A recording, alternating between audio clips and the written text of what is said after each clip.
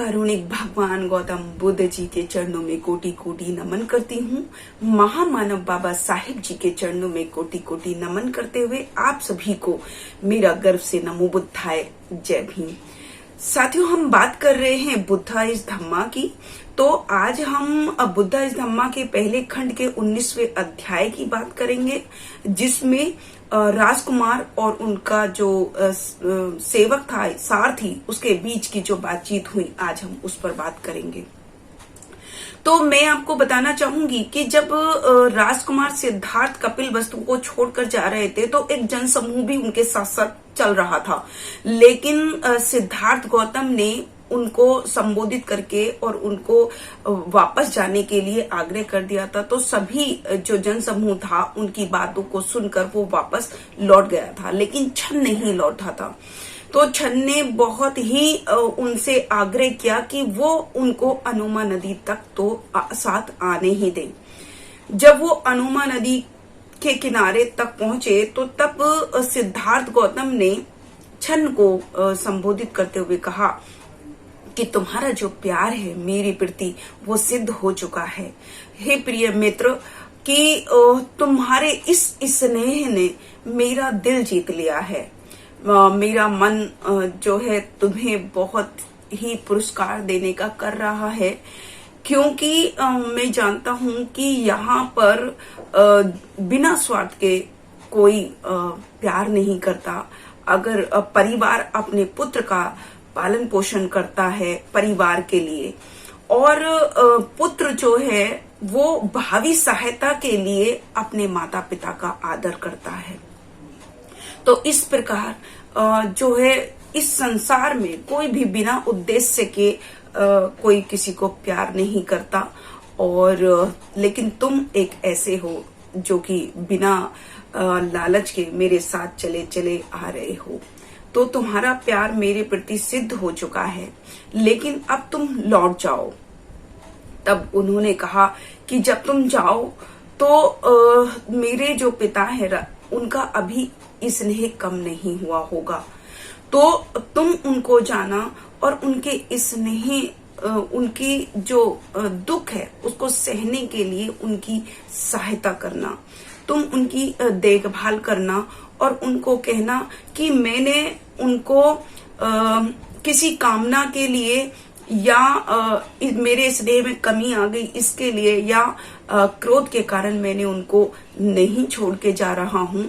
ये मेरा कर्तव्य है, जिसको कर्तव्य पूर्ति के लिए मैं जा रहा हूँ।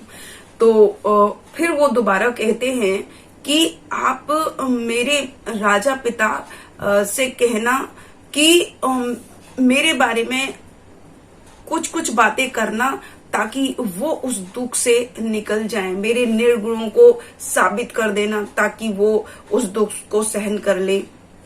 इस तरीके से सिद्धार्थ गौतम कहते हैं और कहते हैं कि जो भी इस धरती पर जो भी आया है उसको एक ना एक दिन दूर होना ही पड़ता है। भले ही वो उनको उस वक्त भले ही ऐसा लगे कि वो उनसे बहुत प्यार करता है, लेकिन एक ना एक दिन उसको भी वियोग सहना ही पड़ता है। तो ऐसा कह रहे थे और उन्होंने कहा कि मेरी माँ से कहना कि मैं उनके प्यार के योग्य नहीं हूँ। वो बहुत उदार वाली हृदय वाली हैं और उनकी उदारता के लिए मेरे पास कोई शब्द नहीं है। वो फिर से कहते हैं सिद्धार्थ कि इस संसार में वियोग के पश्चात या मरने के पश्चात संपत्ति का तो अधिकारी होता है, उत्तराधिकारी होता है, लेकिन कोई भी सद्गुणों का उत्तराधिकारी नहीं होता। ऐसा होना बहुत ही कठिन है। तो इस तरीके से वो बात करते हैं। तो वो छन से कहते हैं कि छन, अब तुम लौट जाओ और लौट के सारे नगरवासियों को समझाना कि वो मेरा विलाप ना करें।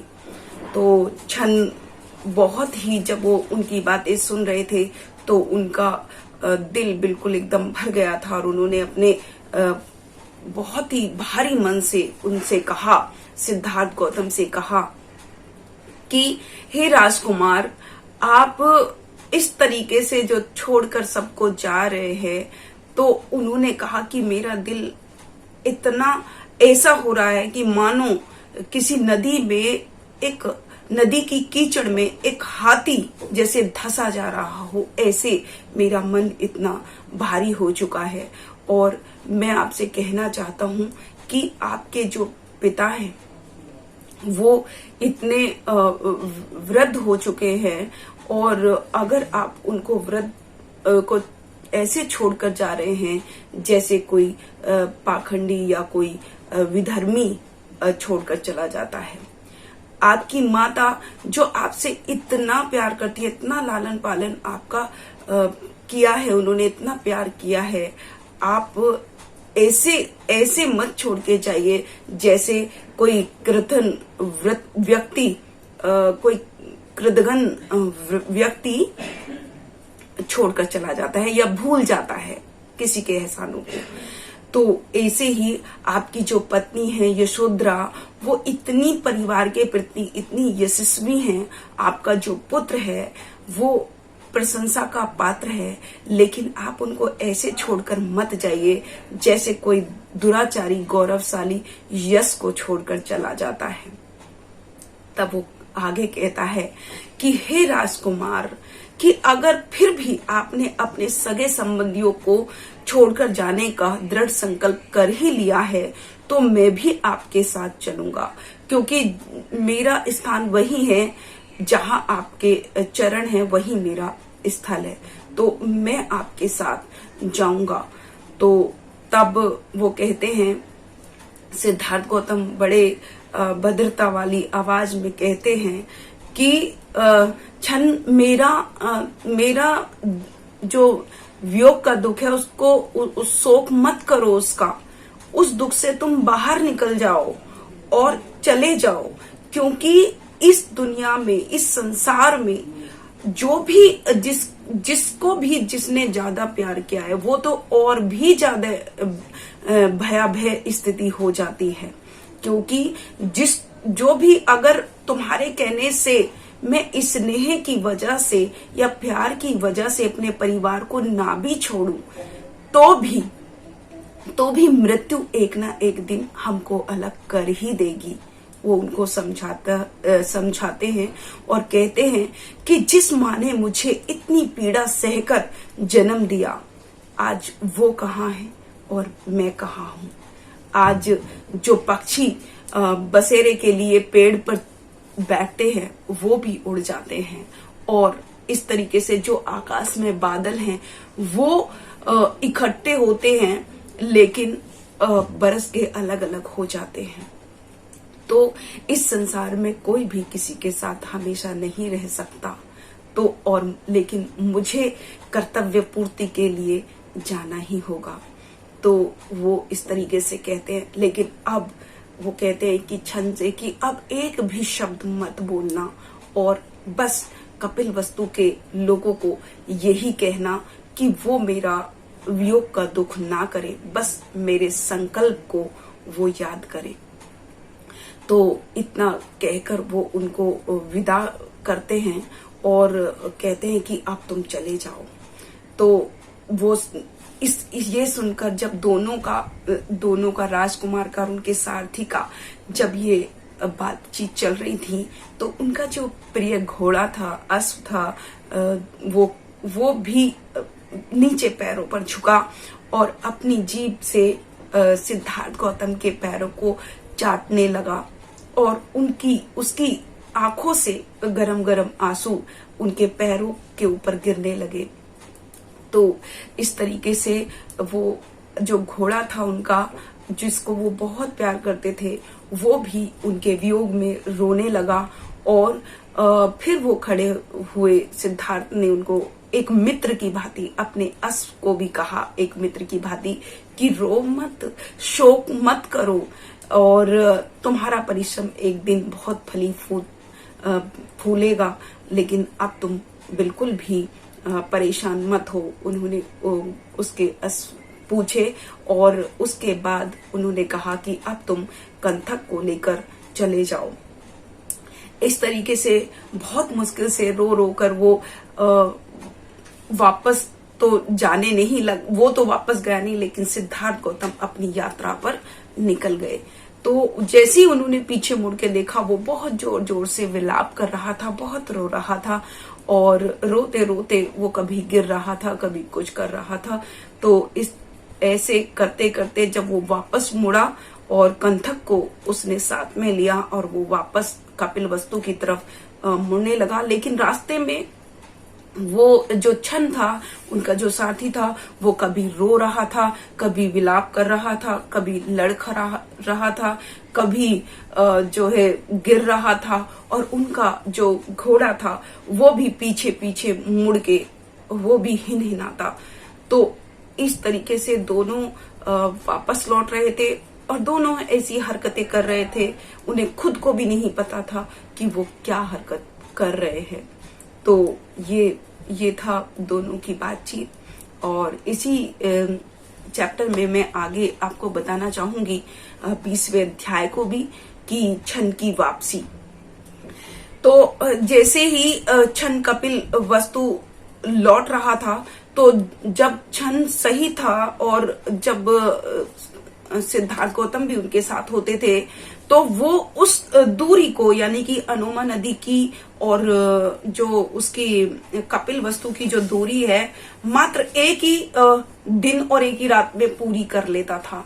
लेकिन वो इतने स्लो मतलब चल रहे थे, इतने लड़खड़ा रहे थे, जब वो वापस आ रहे थे तो उन्होंने वही दूरी 8 दिन में तय की।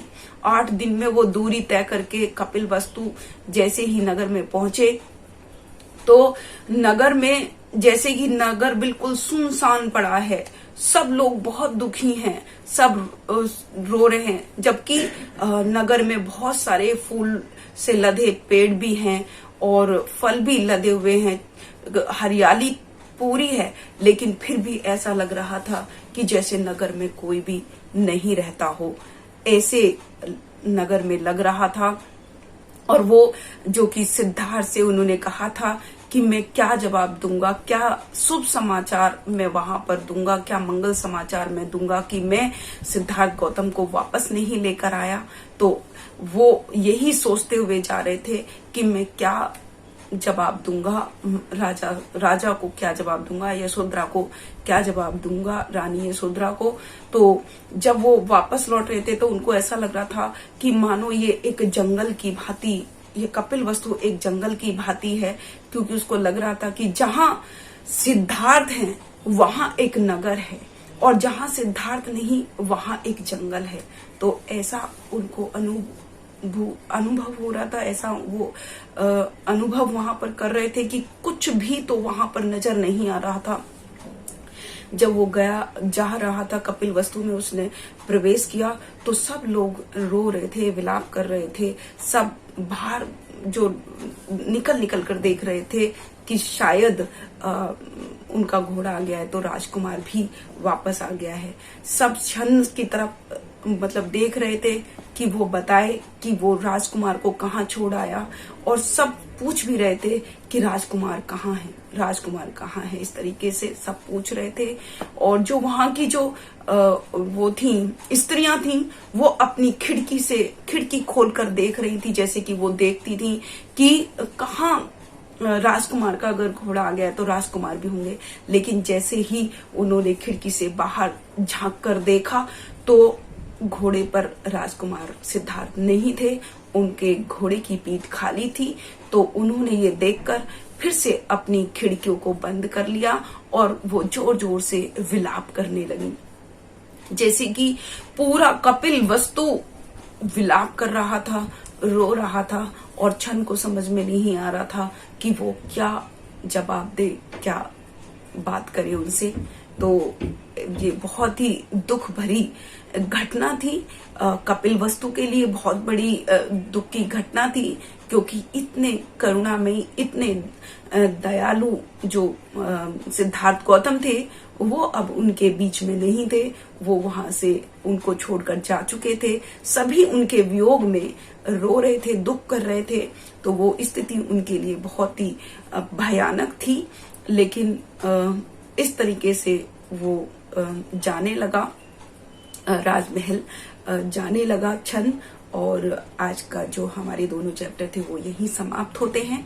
कल फिर से एक नए चैप्टर के साथ आपके सामने उपस्थित होंगी सुबह 9 बजे SM न्यूज पर। तब तक के लिए मैं शकुन बौद्ध अपनी वाणी को विराम करती हूँ। आप सभी को मेरा गर्व से नमो बुद्धाय, जय भीम। अगर आपने अभी तक हमारा चैनल सब्सक्राइब नहीं किया है तो सब्सक्राइब करें और घंटी का बटन बिल्कुल भी दबाना ना भूलें ताकि सभी लेटेस्ट खबरें पहुंच सकें आप पे सबसे पहले।